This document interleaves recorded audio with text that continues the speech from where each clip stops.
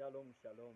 Umunsi tugiye kubabwira umuti w'indwara ya estoma. Estoma ni indwara irwaye abantu benshi kandi irababaza na cyane cyane mu gihe umuntu ayimaranye igihe kirekire. Estoma rero umuntu yoyivura gute? Ufata irigi rimwe urose mbere ry'indundi ni byiza cyane. Itomati zibiri zimeze neza nibaza urarubona. Hamwe ivoka imwe, ibiyiko bibiri by'ubuki, ubuki bwiza nyene burya bumeze neza. Uca rero ubivangavanga, ivoka urafata ukayitonora ukayifyonyanga, itomati nazo urakoresha rapeze canke ukazifyonyagura gusa ugakuramo turya tubuto. Reka ndaguhe nk'akarorero, nk'ubu nka jewe narazikatagura, maze kuzikatagura nkazifyonyanga n'intoke, nkaca ncisha mu kayungiro, nkaca nza ndafyonyorera mwuko, hacaza harakoroka amazi gusa. Aho ni ku bantu biba bigorana ingene bo biyungurura.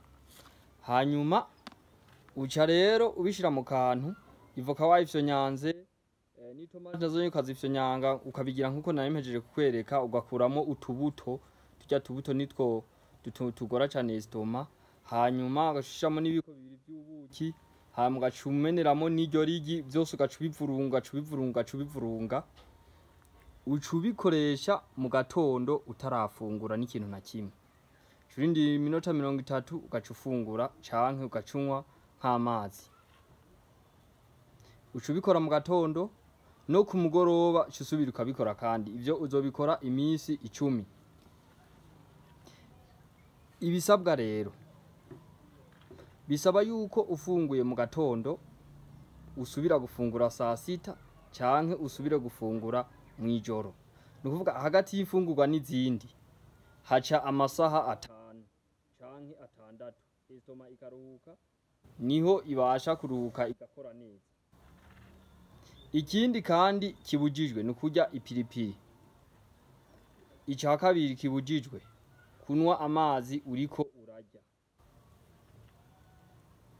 Ikindi ca gatatu kurya inyama no kunwa inzoga.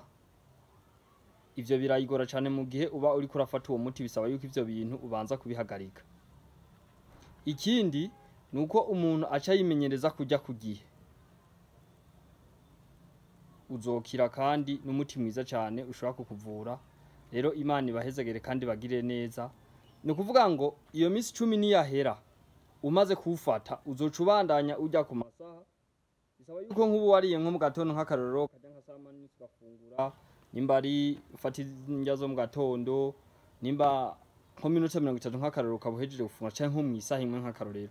Gusa yandi amasaha yose agacaza kuhaca hagaragara atakintu na kimwe wigeze ufata. Cuzuranywa amazi, nivyo byiza cyane, urakira inyuma y'igihe. Ko si ibintu byihuta, kuko nimba ingwara wayigwaye nyuma y'igihe kirekire, biragoye rero kucukira ku munsi umwe, n'ibintu bisaba igihe. Rero bisaba kwihangana no kuvyitaho, kuko abantu benshi rimwe na rimwe barabwiga umuti imbere ushobora kubavura, mugabo bagashobora bavuga bati je ivyo bintu vyongora, bagasha bahitamo rero kumara imyaka myinshi bagwaye, kandi ari byo nabo nyene bari kwikorera kandi bakabishobora. Rero Imana ibahezagere kandi bahamugisha mu izina rya Yesu, amen.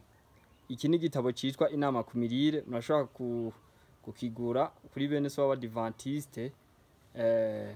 Baba babifise, birafasha cyane kwivura, bikigisha ingene umuntu akwiye kubaho, mbere birimo n'imiti myinshi. Imana ibahezagire cyane.